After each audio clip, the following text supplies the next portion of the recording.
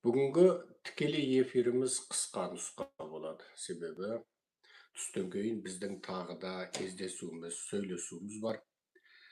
Мынау Трамптың Қытай сапарынан кейін біздің жүрегімізге қайтадан үміт ұялап, қайтадан Ақ үй жағалап, Американың үкіметін жағалап, Стейт департаменті, White House'ты жағалап, сосын баяғымызша Конгресстегі ықпалды тұлғалармен, олардың көмекшілерімен, хатшылармен сөйлесу, кездесу ұйымдастыруды қайтадан көбейттік. Енді ешкіні апа деп, текені жізде деп, бетегеден биік болып, жусаннан аласа болып, жанымызды жалдап жүріп, осы нақақ сотталған бауырларымызды құтқару үшін отқа секіру керек болса, отқа секірейік деп, суға секіру керек болса, суға секірейік деп жанталасып жүрген жайымыз бар. Сондықтан алдағы осы бір аптада менің саяси сараптамам шұғыл азаяды. Мүмкін түннің бір уағында, кеште, мүмкін көлік ішінде, мүмкін бір уақытсыз уақытта офлайн видеоларымды салып қалуым мүмкін. Сондықтан ол офлайн видеоларым ұзаса 10 минут, 5 минут, 3 минуттық видеолар болады. Бұрында да өзім қарбалас кезде солай салған, сол күйінде офлайн видеоларды көрерсіздер. Қысқасы тікелей эфир азаюы мүмкін. Бүгінгі эфиріміз былай. Путиннің Қытай сапары. Америка мен Қытай қатынасы. Америка, Ресей, Қытай. Америка, Израиль, Иран. Араб, Америка. Осы күрделі қатынастар туралы біраз нәрселерді айтамыз. Алдың күнгі лекциямызда, кеше бір күн ортаға салдық па, 2 күн салдық па, алдың күнгі лекциямызда біз дүние жүзіндегі империялардың бөліну тарихынан бастап, қазіргі геосаяси құбылыстарды өткенгі бір ғасырдың алдындағы, осы бір ғасырдан сәл бұрын алдыдағы тарихпенен шендестіріп отырып түсіндірген болатынбыз. Көптеген менің жасымдағы азаматтарға бұл түсінікті жағдай болса да, кейбір жастарға және кейбір советтік оқу ағартумен өсіп қалған адамдарға және тек орыс тіліндегі шектеулі ақпаратпен және шектеулі білімменен шектеліп қалған азаматтарға жете бермейтін көптеген нәрселерді айттық, жеткіздік. Мақсат бір ғана нәрсе: қазақтың тәуелсіз, еркін, азат ойда болуы және еркін, тәуелсіз ойлау қабілетін жетілдіру. Білесіздер, Бірінші дүниежүзілік соғыста Ресей империясы күйреді. Оның бүкіл барысын Ресей тарихынан енді мейлі оң қырынан жазсын, мейлі теріс қырынан жазсын, білесіздер. Және сонымен бірге осы соғыста Осман Түрік империясы күйреді. Көп жұрт назар сала бермейтін тағы бір империя күйреді. Ол Аустрия-Венгрия империясы. Жұрт осыдан ақ көп нәрсені білуге болады. Кеше 1918 жылы Бірінші дүниежүзілік соғыс аяқтағанда жер бетіндегі территориясы ең көп осы мемлекеттер күйреді. Жалғыз ішінде құлаған Шар Россияның орнын қайтадан басып қалған Совет одағы дейтін жаңа мемлекет болды. Осман Түрік империясы құлағанда Мұстапа Кемал Ататүрік шығып, түріктер қоныстанған қазіргі түрік жерін аман алып қалды. Бірақ Осман Түркінің бүкіл шығыс Еуропадағы, бүкіл араб жеріндегі отарларын құтқара алмай қалды. Осман Түрік империясын тіке бөлшектеуші, яғни Осман Түрік империясын жіліктеген, қолын қол, бұтын бұт қылып жіліктеп, тұздап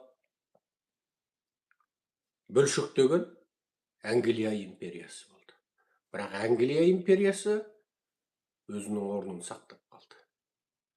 Енді былай қарап отырсаң, бүкіл дүние осы көп адам ойлайды, менің көз алдымда қазіргі Ресей, Қытай, Америка, Еуропа солай қалыптасты деп. Жоқ, үнемі сызықтар ауысып, бөлініп, территориялар қайтадан сызылып, ықпал ету аймақтары қайтадан бөлініп, сөйтіп отыратындығын мынау жұрт толық сезіну керек. Ол анау бір алыстағы Шыңғыс хан заманы, Мөде қағанның заманы емес, күні кеше ғана болған оқиғалар. Күні кеше осы сызықтар қайта сызылды.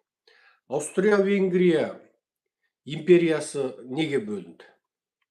Жұрт ойлайды, Аустрия-Венгрия тек Аустрия мен Венгрия ғана деп. Жоқ, оның құрамынан жаңағы басқа да славян елдері бөлініп шықты.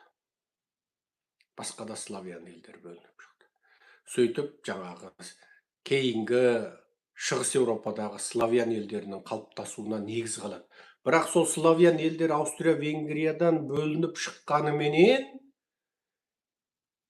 Екінші дүниежүзілік соғыста қайтадан Советтің темір тегеурінің астында қалды. Советтің темір тегеурінің астында 45 жылдан қалғаннан, оның ішінде Венгрияда бар. Қайтада міне 80 жылдардың соңына, яғни ортаға міне 50 жылға, жарты ғасырға жуық уақыт салып отырып, қайтадан барып советтік социалистік империализмнен құтылды. Сонда бір ұлттың азаттыққа шығуы, осындай күрделі барыстарды басынан өткізетіндігін халықтың санасына мен ақырындап сіңдіргім келеді. Ол үшін адамдарда тоқтаусыз күрес. Енді Путиннің сапары, Қытай сапары дегеннің алдында бұны неге айтып отырмын? Сіздерде таң атса сәрсенбі болады ғой деймін. Сонда ойлаңыздар, Путиннің сапары Азияда таң атқан кезде, бізде кеш батқанда Ши Цзиньпин екеуі кезігеді екен.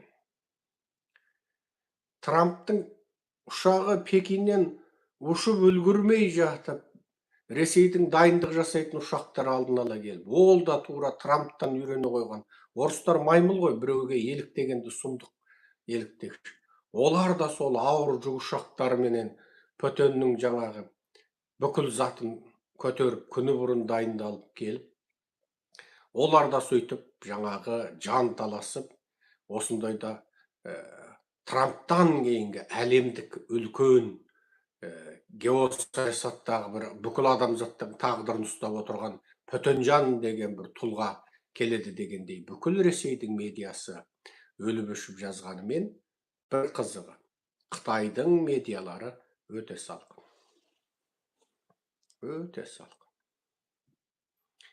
Яғни Путиннің осы жолғы Қытай сапарын бір-ақ ауыз сөзбен түйіндей салуға болады. Путин Қытайға қайыршылап барды, қайыр тілеп барады. Қандай себеппен барады? Біріншісі, ол Ресейден Моңғолияны басып, Қытайға баратын газ труба жолын осы жолы ресми түрде шешкісі келеді. Бірақ Қытай шешуге дайын ба? Жоқ.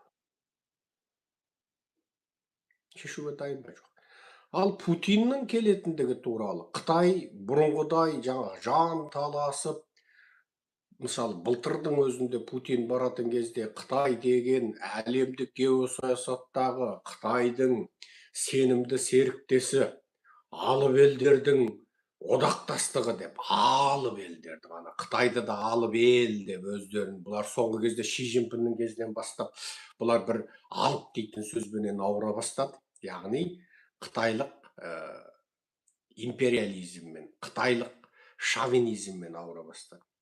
Бұны Қытай тілінде Даго Жуечи дейді. Даго Жуечи деп бұлар сол үлкен елдің орнынан тұруы, алыптың орнынан тұруы деп, бұлар өздерін сөйтіп айта бастады. Енді былтырғы Путиннің сапарының алдында Қытайдың CCTV телеарнасынан тартып, Шинхуа агенттігінің бүкіл мақалалары алып Қытай менен алып Ресейдің бүкіл адамзат алдындағы жауапкершілігін сезіне отырып, екі алыптың тарихи, геосаяси мәселеде одақтаса отырып, тарихи, геосаяси, стратегиялық одақтастық орнату дейтін тақырыптарды айтқанда сөздің шыны жүрегің айнитын. Былтыр бүкіл медиа сөйтіп кетті. Алыптардың иық тіресуі дейтін сондай бір терминдер, алыптардың одақтасуы дейтін сондай бір терминдер сөздің шыны бүкіл Қытай тілді медианың бетін жаулап алып кетті. Енді осы жолы 2026 жылы баратында бұл сөздің бірі жоқ. Былтырғы Путиннің жиналысы кезінде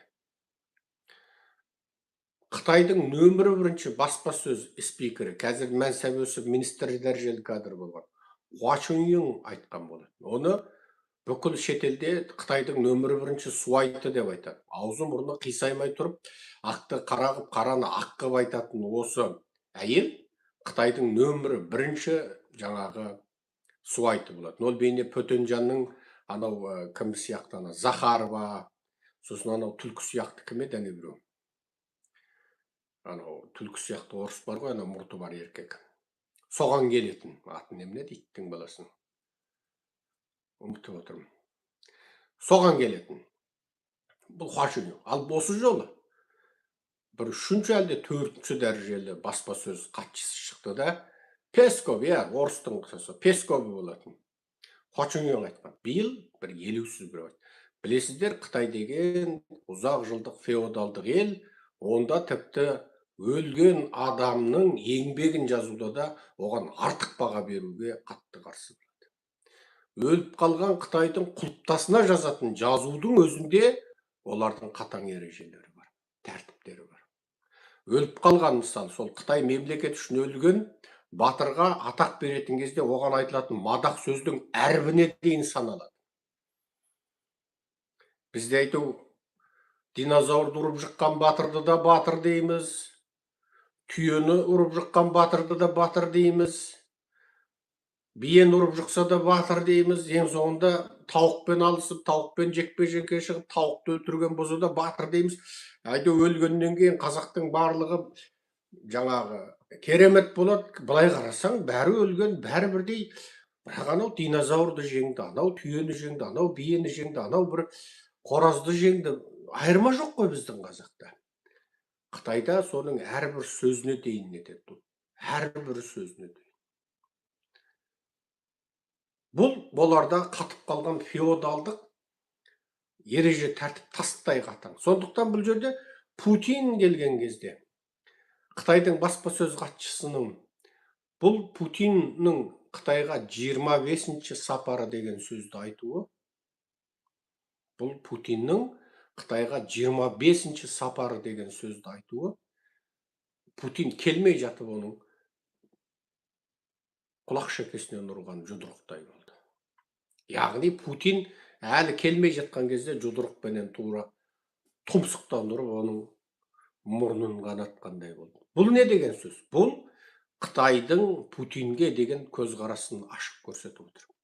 Ал ендеше бұл Путин Қытайға келеді. Қайыр сұрағалы келді. Қытай неге сондай салқын танытып отыр? Неге салқындық танытып отыр? Екеуінің ортасында келіспейтін өте көп нәрселер бар. Біріншісі, құбыр. Былтыр Ресей, Моңғолия, Қытай баратын осы құбырды жасайтын кезде Орыс Қытайдың ортасында үлкен дау болды. Қытай Моңғолияны баспай айналып өтеді дейді. Путин Моңғолияны басады дейді. Неге Путин Моңғолиядан құбыр басып өту керек деп Қытайға өзінің қатаң талабын қояды? Неге Қытай Моңғолияны баспай айналып өтсін деп өз талабын қояды? Себебі Моңғолия Путин үшін қолайлы болып тұр. Қытай бұл жерде кез келген уақытта ақшаны кем төлесе, аз төлесе, ақ болды, көк болды десе, Моңғолияда төңкеріс туа қалады. Бір топ тентек моңғол барады да құбырды жара салады, немесе құбырдың бірдеңкесін бүлдіреді, тоқтатады. Яғни Моңғолия арқылы Путин өзінің жаңағы адаммен тіке келмейтін, үнемі көсеу арқылы от көсейтін, біреу кісі қолыменен от көсейтін өзінің жаңағы КГБшник ауруына басып, Моңғолияны ортаға сала отырып, Қытайменен саудаласпақ. Егер құбыр тіке Ресей жерінен, тіке Қытай жеріне кірсе, онда ол құбыр бұзылып қалды, тоқтап қалды, анау мынау дейтін әңгіме болмайды. Ал Моңғолия кез келген уақытта төңкеріс жасай салу, бейне қырғыздағы төңкерістердің көбінің авторы Ресей ғой. Тура сол сияқты қырғыздағы төңкерістерді ұйымдастырғандай, Моңғолияда да төңкеріс болып құбырды тоқтатып тастап, Қытайменен екі ортада ойын ойнайды. Яғни Путин өзінің талабын, мысалы жаңағы бағадағы талабын ба, жоқ артық бір нәрсе өзінің қосымша үстеме талабы бар ма, Моңғолия арқылы іске асырмақ. Ресей арқылы, Ресей мен Қытай ортасында тіке өткізуге Путиннің қарсы болып отырған себебі сол. Ал Қытай оған көнбейді. Енді былтыр 25 жылғы Ресей Қытай келіссөзінің меморандумы жарияланған кезде жай меморандум. Меморандум дегенді білесіздер, контракттың алдындағы зат. Бірақ контракт емес. Контракт деген не? Контракт. Бұл контракт келісім шарт. Екі жақтың міндеттері белгіленеді, құқықтары белгіленеді. Егер осы келісімді кім бұзса, кім қандай жаңағы өтемдер төлейтіні бәрі жазылады. Уақыты, орны, негізгі факторлардың бәрі айтылады. Тіпті соғыс, жер сілкініс, мысалы, анау мынау форс-мажор оқиғалар болған жағдайда, онда екі жақтың өзара міндеттері, қандай міндеттер мойнынан түседі, қандай міндеттерді атқару керек, бәрі жазылады. Бұл контракт болады. Меморандум тек екі тараптың жаңағы өзара сөйлесуге ниет екендігін білдіретін жай бір екі тараптың өзара осы мәселеде сөйлесулер жүргізіп жатқандығының белгісі. Бірақ бүкіл жер жүзіндегі меморандумның не екенін, контракттың не екендігін білетін адамзатты орыстар былтыр өлгенше теріс үгітімен сендіргісі келді. Тарихи мәні бар меморандум. Заңдық күшке ие меморандум дейтін сөздерді орыстар ойлап. Заңдық күшке ие меморандум дейді. Заңдық күшке ие меморандум дейтін нәрсе жоқ. Егер шынай екі жақ келісіп, шынай екі жақ болды, сіздің ұл мен біздің қыз жақсы болып, онда құда болайық десе, онда құдаласады, құйрық бауыр асатысады. Оны контракт дейді. Бұл деген сөз құда мен құдағи жаңағы үшінші бір тараптың үйінде, немесе қазіргі дәстүр бойынша бір кафеде, ресторанда кездесіп, иә, сіздің ұл мен біздің қыз сөйлесіпті, осындай болып жатыр екен онда деп, құда мен құдағидың бейресми танысуы ғана. Бұл ресми жаңағы келіп сырға салу, ресми келіп құда түсу дегенді білдірмейді. Жай ғана танысу. Меморандум, ешқандай несі жоқ. Былтыр оны тіпті бүкіл дүние жүзіндегі Әл Жазира, Reuters агенттігі бәрі жазып тастады. Путиннің Қытай сапары сәтсіз аяқтады деп тұрып жазды. Қалай жазды? Біріншісі, газдың бағасы жоқ. Екіншісі, құбырды кім салатыны жоқ. Үшіншісі, қашан салатыны жоқ. Төртіншісі, пайда үлестер жоқ. Бесіншісі, қашаннан бастап кіріседі, қашан қол қояды, және баға механизмі қалай, төлем механизмі қалай. Жоқ, дым жоқ.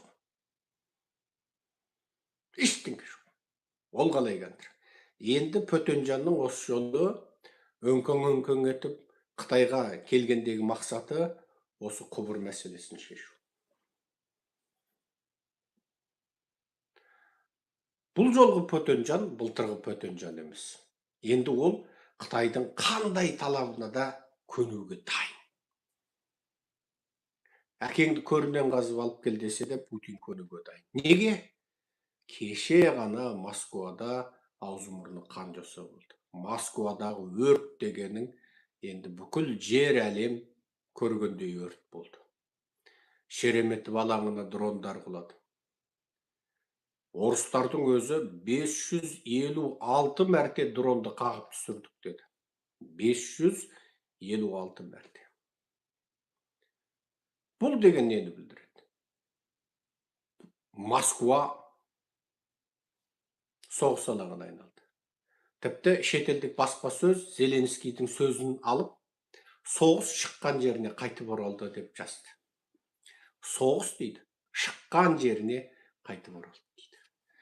Енді осындай жағдайда Трамппенен Ши Цзиньпиннің кездесуін ана жақта бармағын шайнап отырып, бункерінде отырып, сүзеген бұқаға ұқсап сүзе қарап отырған Пөтенжан аңдып отырды. Трамп пен Ши Цзиньпиннің тым жақсы емес кездесуін көрді. Енді Пөтеннің астынан су шыққандай болып, шауып отырып Қытайға ұшқан себебі сол. Шауып. Бұл жолы да ол да Трамп құсап тұтас Кремльді бірақ көшіріп келе жатыр екен. Тіпті оның премьер-министрі, қазынаға жауапты адамдары, геосаяси аналитиктері, бас экономисті бәрі бар екен. Тиын тебенді отырағап, сақылдатып, санап отырып, Қытаймен келісіп, ол көмек алмақ. Бұл жерде ол Қытайдың не қойған талабына көнбек. Не талап қойса да көнбек. Ал Қытайшы, ол біртіндеп жылыстап Ресейдің шығысын алып қойды. Қазір бүкіл Ресейдің шығысы, бүкіл шығысы Қытайға байға тиген орыс қыздар. Қазір бүкіл Қытайдың өзінде орыс қыздардың Қытайға байға тию дегенге сұмдық. Бұл тарихта болмаған деңгейде бұл екі ұлтты Құдай осылай байлап қойды. Яжуж бен Мәжуж құда болды. Яжуж бен Мәжуж құда болып, біріне бірі қыз беріп қыз алып жатыр. Қытайда білесіздер, 50-де 80 миллион еркек 40-тан жоғары, жасы әлде қашан 18-ден асқан 40-тан былайғы еркек қу тізесін құшақтап отыр. Неге? Бұл 80-ші жылдан бастап жүргізілген бір бала саясатының нәтижесі. Неге бір бала саясаты? Қытайда мынау адамдардың көптігінен, қаладағы Қытай жастарының жұмыссыздығынан қалада қайта-қайта ереуіл болғанда Мао Цзедун шошып кетіп, оның бәрін айдап ауылға түсірген, одан Мао Цзедунның заманы аяқтағанда Дэн Сяопин оның бәрін қалаға қайт дегеннен оларға жұмыс жоқ. Сөйтіп қалада құжынаған қалың жастар, ауылдан қайтқан жастар жаңағы не істейді? Сонымен күнде ереуіл, күнде төбелес. 80-ші жылдар Майкл Джексонның дүрілдеп тұрған кезі, музыка, ана магнитофон. Қытайда ол кезде магнитофонды да өндіре алмайды. Жапонның магнитофоны. Ол кезде мына иыққа кірпіш магнитофон деген бар, иыққа қойып алып көшеде бүйтіп жүретін біздің ағаларымыз. Магнитофон иықта, бейне ана Америкада қаралардың 90-жылғы фильмдерінде ана көшеде магнитофон құлаққа қойып алып бүйтіп жүрген қаралар қалай болса, 80-ші жылдарда біздің бала күнімізде, біздің ағаларымыз, туысқан ағаларымызда сол кезде кесек магнитофонды иыққа қойып алып жүрді. Шаш деген ұзын, артқа кеткен, желкілдеген. Балақ дегенің мына бәтіңкенің ана ұшын жабады. Саны тар, балағы кең балақ кейді. Енді ол заманда сұмдық бол. Жейде деген ала, құла, неше түрлі солай киіп алып жаңағы. Ал бұл кезде Дэн Сяопин қоғамды тыныштандыру үшін тағы да анау тор жаю, қатаң соққы беру дейтін шараларды қолданды. Сол кезде бір-екі рет кешкі клубқа қатысып қойғандар, жаңағы бір жолда ма жоқ, бірінен кейін бір 3-4 қызбен жүріп қойған жігіттер, немесе бір жігітпен жүріп айырылысып кетіп, одан екінші жігітпен жүріп қойған қыздар, мынау жүргіш қыз деді, бітті, соның бәрі өлімге үкім етілді. Енді анығында ешқандай заңда, конституцияда екі жігітпен жүріп қойған қызды қылмысты деп соттау жоқ, бірақ Қытайдың заңында да жоқ. Жастардың еркін махаббаттасуына рұқсат деп жазып қойған, бірақ сол заманда соның бәрін соқтады. Бұл Қытайда ешқашан заң болмайтындығын, Қытайда саясат мәңгі бақи заңнан жоғары тұратындығының, Қытай ешқашан осы заманғы заң салтанат құрған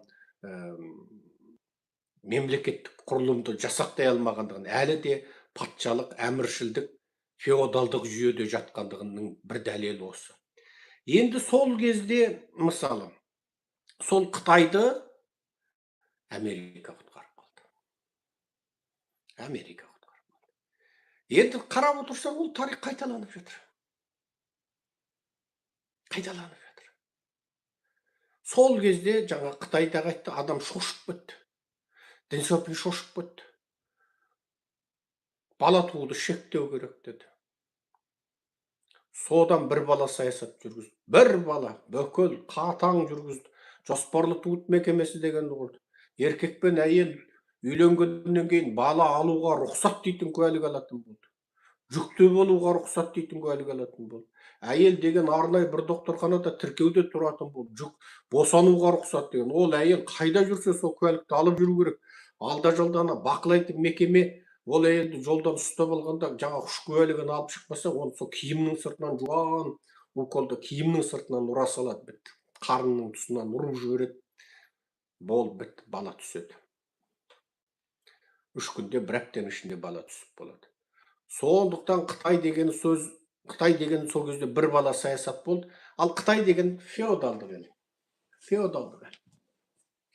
Бұл феодалдық елде қыз бала балаға жатпайды. Қытайдың нанымы бойынша, Қытайдың нанымы бойынша қыз ұрпақ саналмайды. Қыз жат жұрттық.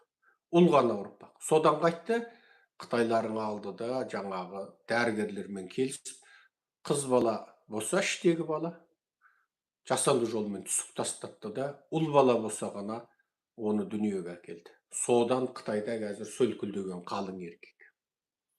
Сөлкіл деген қалың еркек. 80-ші жылдан басталды десеңіз, 80-ші жылы туған ұл қазір 46-да. Қытайда еркек өте көп, қыз өте аз.